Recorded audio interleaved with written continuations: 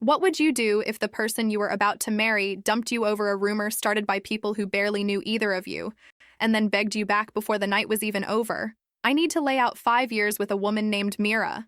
We started as two awkward teenagers who ended up at the same homecoming dance because neither of us had anyone else to go with.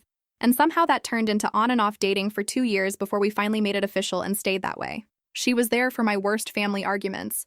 I was there when she lost her grandmother. We went to prom together twice because neither of us wanted anyone else standing in those photos. People used to joke that she was way out of my league, and honestly, I believed them a little myself. But I never let that stop me from trying to be the kind of partner she deserved. I went away for a double major. She enrolled in cosmetology school, and we spent every visit home talking about the apartment we'd share once she finished her program. Rings were being designed. Baby names had already come up more than once. Half joking, half not. Then she started a job at a salon, and things got strange. Not dramatic strange, just small comments dropped into normal conversations. One of the girls at work asked why I'm even with you. Someone said you're not really in my league. Every time I asked if it bothered her, she'd wave it off. Said she loved me, said she told them to knock it off, said it was nothing. We never really fought about anything bigger than which anime to watch or where to eat, so I didn't think this was any different. There was no cheating, no secret phone, no vanishing hours unaccounted for, just this low hum of outside opinions that kept getting louder. One night, after a genuinely good date, the kind where everything feels easy, I dropped her off at her apartment and she told me, almost offhand, that she'd been having doubts and wanted to end things. I didn't argue. I didn't even really respond. I just turned around and walked back to my car because I already knew somehow exactly where this was coming from. Less than 4 hours later, my phone wouldn't stop buzzing. Calls, texts, apologies stacked on top of apologies. She was sorry. She loved me. She'd been an idiot for letting a handful of strangers get in her head. She was going to quit that job and cut those people off completely. I didn't answer a single message that night.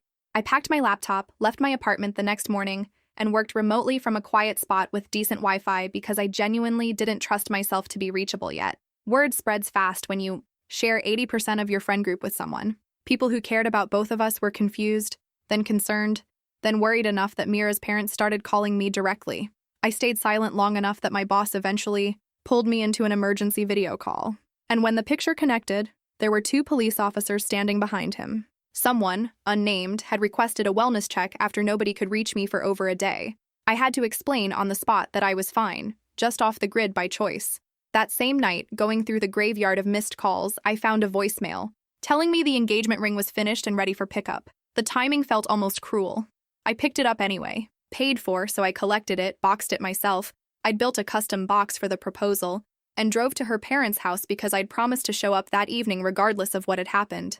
The second I pulled in, she ran outside, crying, tried to hug me the way we used to, tried to kiss me. I let the hug happen but turned my head away from the kiss. We sat in near silence for what felt like 10 full minutes before she finally broke down and apologized again. I asked her, straight out, why she ended things. Her answer was a loop of people at work kept getting in my head, without ever landing on a real reason. I asked why she never set a firm boundary with them. She said she tried, it would work for a day, then slide right back. I asked if she still saw value in me, in us. She said yes to both. I asked how her coworkers even knew enough about our relationship to have opinions on it.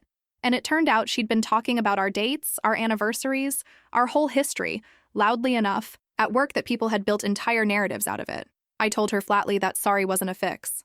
What broke something in me wasn't a stranger's opinion. It was that she kept absorbing it, kept repeating it back to me like it was her own thought. That told me some part of her already agreed with them. That's what actually cracked the foundation, not the comments themselves. Then, because I apparently wasn't done torturing myself that night, I told her I'd been planning to propose. She hadn't known. I pulled the box out, set it down, and pressed the button that lit up yes. She cried harder than I'd seen her cry in 5 years. Her mother was in tears too. Her father looked furious. Not at me, at the situation. I told her the future we'd mapped out wasn't happening anymore, at least not on the old timeline. I asked for 3 full months of zero contact so we could each figure out separately who we actually were and what we actually wanted. After that, maybe we'd talk. On my terms, my schedule. I still don't know what to do with the ring. For now, it just sits somewhere safe. I hugged her parents, thanked them, said goodbye to her little sister, and left. I had 4 months left on my lease and spent that particular night with a bottle of whiskey for company, because sometimes that's just what the night calls for. If none of that had happened the way it did, I would have proposed for real that same midnight. Our anniversary was leap day, so the wedding would have landed on the next leap year almost symbolically. Weeks passed. I went back to therapy, leaned on friends, tried to build a version of my schedule that didn't revolve around thinking about her every hour. My therapist actually had to tell me to stop overworking myself as a coping mechanism, so I dialed that back too. Meanwhile, I heard, secondhand, that Mira had quit the salon in a way that torched every bridge with her old coworkers, started therapy of her own, picked up a job in a completely different field, and was planning to go back to school. She kept asking mutual friends about me. I ran into her once, weeks out, and she looked hollowed out, smiling for her friends but clearly faking. It stung more than I expected. I kept the ring, handed the box off to a friend who wanted to reuse the design for his own proposal. She'd suggested I just sell it. I couldn't bring myself to.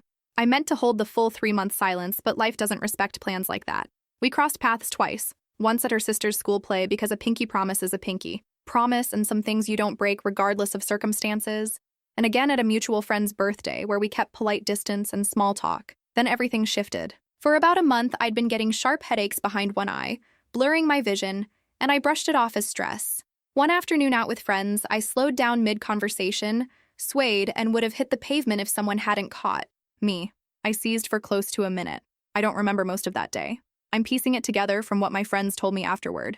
At the hospital, the scans found a brain tumor. The doctors were cautiously optimistic they could remove it. We were waiting on a second opinion.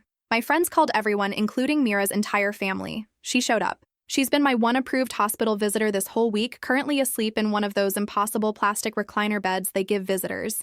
I won't pretend I know exactly what we are to each other right now, but I know I still care, and I know she was the first person I thought of the moment I woke up post-seizure. Her family's offered to have me move in with them once my lease runs out, so someone can help me recover properly, and after a lot of back and forth in my own head, I said yes. I can't drive for a while. I'm scared, honestly, but I'm not doing this alone, and that counts for something. If you take one thing from this, call the people you love and actually tell them out loud today. You genuinely never know what's coming. There's a second story tangled into this one, and it comes from someone else entirely. A woman whose fiancé's affair became public in the messiest way possible, through her own younger sister. It wasn't the affair itself that gutted her the most, though that alone was enough. It was reading the actual messages, her partner and her own sister comparing her unfavorably, laughing about details from their relationship that were supposed to be private. That's the part she says she can't forgive. Both her parents cut her sister off on the spot. Her mother was disgusted, her father furious, though apparently they still comforted their daughter before the fallout with the sister properly began. Her sister tried to explain herself through a voice message, over 4 minutes long, almost entirely about her own anxiety and how mentally fragile she'd been feeling, with no actual explanation for why she'd said cruel things about her own sister to begin with. She stopped listening near the end, too angry to sit through more self-pity, dressed up as an apology. She later shared, as a thank you to people following along, a portion of the message she'd sent her sister directly, trimmed down from something far longer and far more personal. Translated roughly, it said this: she wasn't interested in excuses anymore. She'd defended her sister once before, believed her over a falling out with an old friend group, and now she finally understood why people kept leaving her. She'd earned it.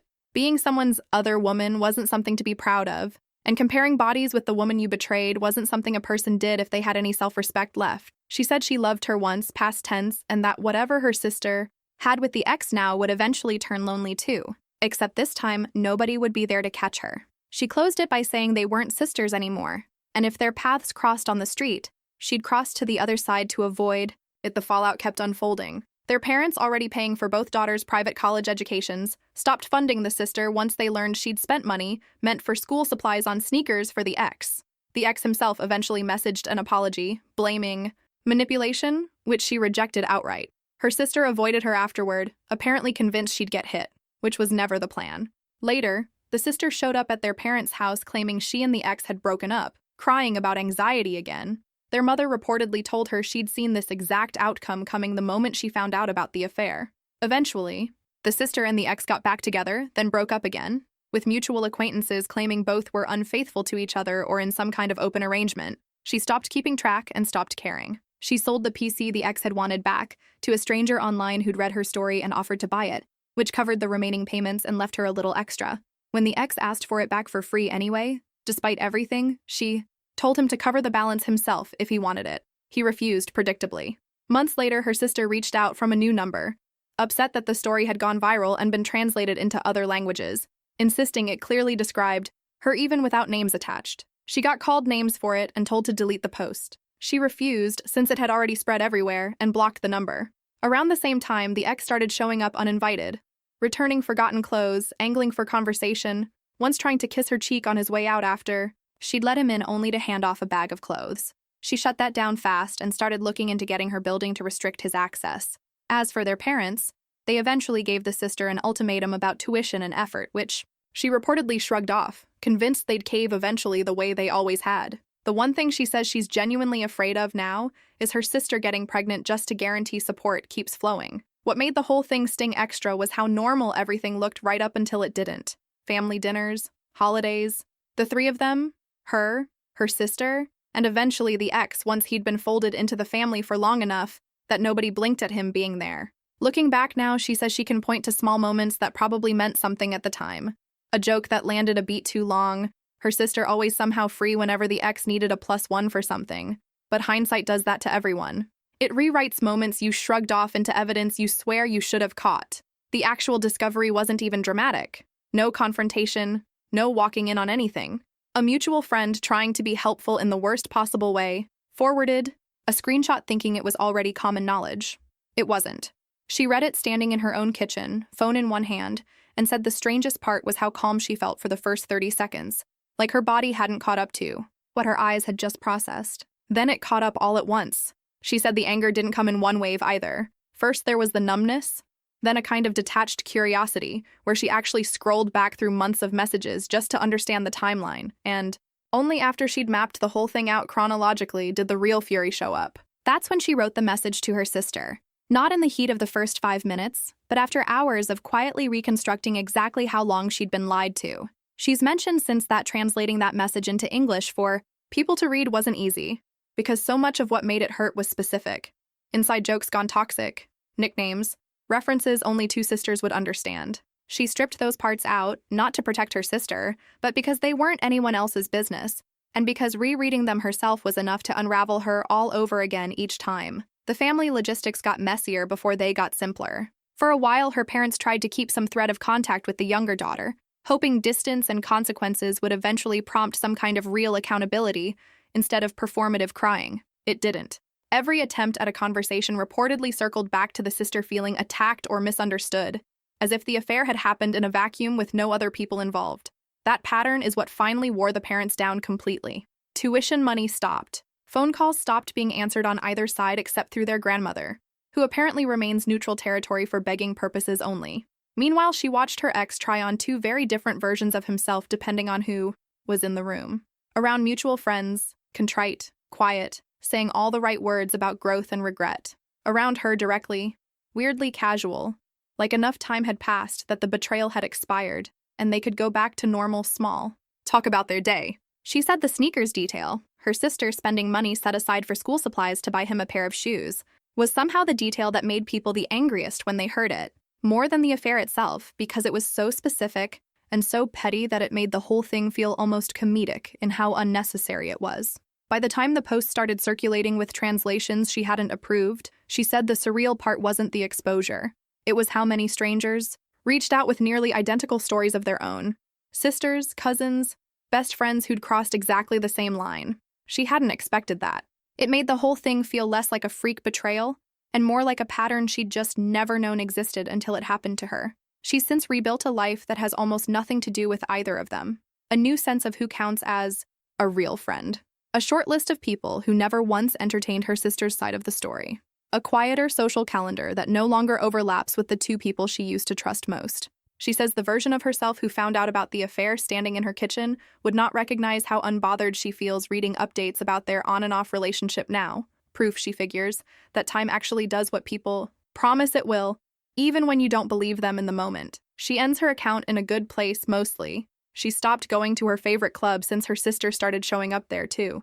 But emotionally, she's landed somewhere steady, watching the whole ongoing mess from a distance like it belongs to 2 strangers rather than people she used to trust. If there's a takeaway buried in either of these stories, it's this. The people who are supposed to protect you, a partner, a sibling, can still choose themselves over you. and the only real control you get afterward is deciding how much of your future you let that decision shape.